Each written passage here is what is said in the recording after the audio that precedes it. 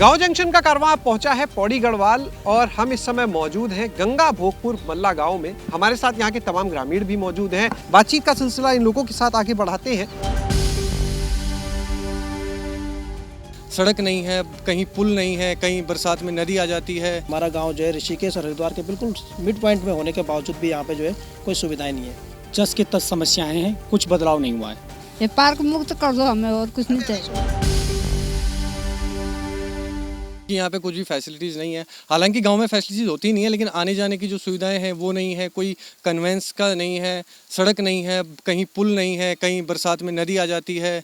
अभी अगस्त में मेरी वाइफ एम्स में एडमिट थी 15 डेज़, जो कि यहाँ से 5 किलोमीटर है। लेकिन मैं उस 5 किलोमीटर 15 दिन में मैं घर पे नहीं आ पाया, क्योंकि नदी का बहाव इतना तेज़ था कि वहाँ पे ब्रिज भी नहीं है, जो कि बीन नदी यहाँ पे पड़ता है 1 किलोमीटर पे मेरे गाँव से और ऋषिकेश के बीच में। तो मैं घर पर भी नहीं आ पाया, इसलिए हमें लगता है कि हम तो जीरो हैं। तो अब इस बार फिर देखते हैं क्या होता है।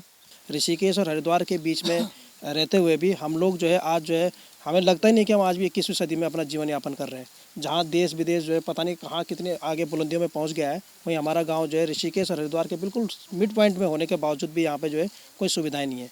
जैसे भाई ने बताया भी नदी का पुल, ये पुल ऐसा नहीं है कि आज का मुद्दा हो। ये पुल जो है हम जो है 3500 साल से इस पुल की मांग कर रहे हैं, और हर इलेक्शन जब आते हैं इस पुल का शिलान्यास होता है। इस पुल में खूब घोषणाएँ होती हैं, नारियल फोड़े जाते हैं, लेकिन प्रतिफल में जो है पुल आज तक नहीं बना है। और हर बार जो है पब्लिक को खाली जो है प्रलोभन दिया जाता है।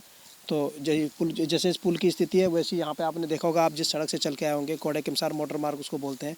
इस सड़क की स्थिति भी जस के तस है। वर्ष 1978 में बनी हुई है सड़क, आज तक पक्की नहीं हो पाई है। तो आप खुद ही इससे आकलन कर सकते हैं कि हम लोग जो है कैसी स्थिति में यहाँ पे अपना जीवन यापन कर रहे हैं। बदलाव क्या है आप पिछले कुछ समय में? पहले उस पर आते हैं, फिर बाकी मुद्दों पे। सर, ये गांव लगभग 1960 से बसा हुआ है। तब से आज तिथि तक इस गांव में जस की तस समस्याएं हैं, कुछ बदलाव नहीं हुआ है। इसका मुख्य कारण पार्क राजा जी टाइगर रिजर्व पार्क है। जब से 84 से राजा जी टाइगर रिजर्व बना है, इस गांव के चारों तरफ जो भी विकास कार्य हैं वो सारे पेंडिंग पड़े हुए हैं। कोई भी विकास कार्य यहाँ पे नहीं हो पाता है।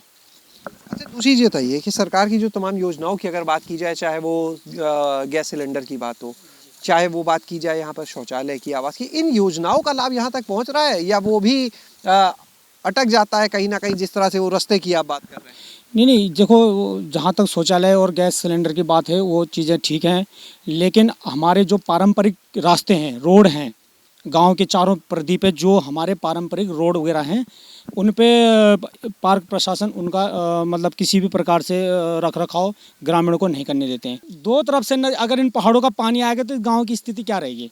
यहाँ कोई स्वास्थ्य की सुविधाएं नहीं है, यहाँ रोडों के कोई पुल नहीं है। तो आप सोचिए कि 3 महीने की या हम ग्रामीण किस प्रकार से यहाँ पे जीवन यापन करते होंगे। जब पानी आ जाता है, आप बता रहे हैं कि वहाँ पे भर जाता है, जाने का रास्ता ही, तो फिर तो आप कट गए पूरा एक तरह से। बिल्कुल, हम ऋषिकेश हरिद्वार, आपका मतलब ये कि एक टापू बन जाता है ये। पीछे से पानी, सामने गंगा जी है, इधर घाशीराम है, इधर बीन नदी है, बीच में टापू बन जाता है।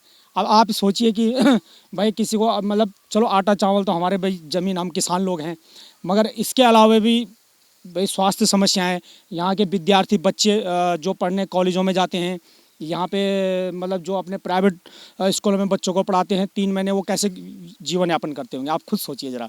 जब ये गांव 1962 में यहाँ पे गांव बसा था, तो राजे नेशनल पार्क यहाँ पे लगभग 1982 में यहाँ पे राजे नेशनल पार्क 83 में बना यहाँ पे। उसके बाद यहाँ पे लगभग 2014-15 में यहाँ टाइगर रिजर्व पार्क बना। तो जब से टाइगर रिजर्व पार्क बना तब से बहुत सारी चीज़ें हमें पाबंदियाँ लगा दी गई, ठीक है, जिससे कोई सड़क वगैरह नहीं बन पाती है।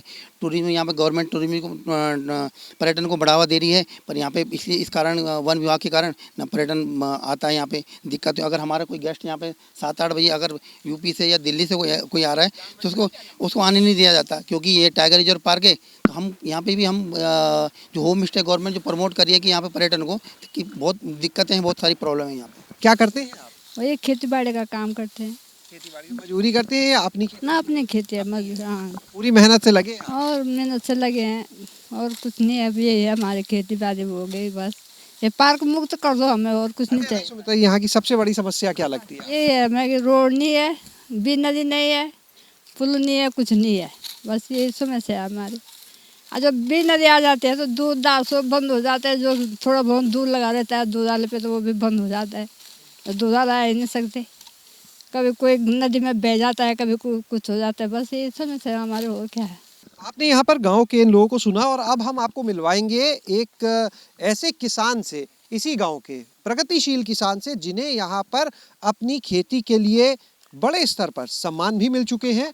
जगदीश प्रसाद जी हमारे साथ में इस समय मौजूद हैं और वो इसी गांव के रहने वाले हैं। उनसे भी हम जानते हैं, क्योंकि इनको जो सम्मान मिले हैं वो सिर्फ उत्तराखंड में नहीं बल्कि दूसरे राज्यों तक के मुख्यमंत्रियों से और कई बड़े स्तर तक पुरस्कार मिले हैं अपनी खेती में अच्छे काम के लिए। तो उनसे एक बार बात करते हैं हम। 9 बार मेरे को प्रशस्ति पत्र मिले हुए हैं पूजनीय मोदी जी के हाथों से। प्रधानमंत्री जी से भी पुरस्कार? प्रधानमंत्री उस समय वो गुजरात के मुख्यमंत्री थे। आपने अभी बात की वर्तमान में जो प्रधानमंत्री हैं उनकी, उनसे आपको पुरस्कार मिला। वो पुरस्कार किस लिए मिला था? मतलब खेती में ऐसा उस समय क्या किया था आपने खास जिसके लिए आपको चुना गया?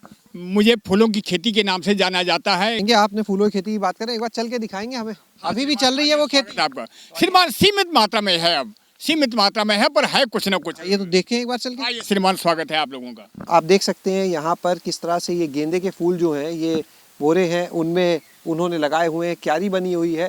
और सिर्फ गेंदे के फूल ही नहीं, कई और फूल यहाँ पर हैं। गुलाब के फूल जो हैं वो हमें यहाँ पर नज़र आ रहे हैं, लाल गुलाब, गुलाबी रंग के फूल जो हैं वो।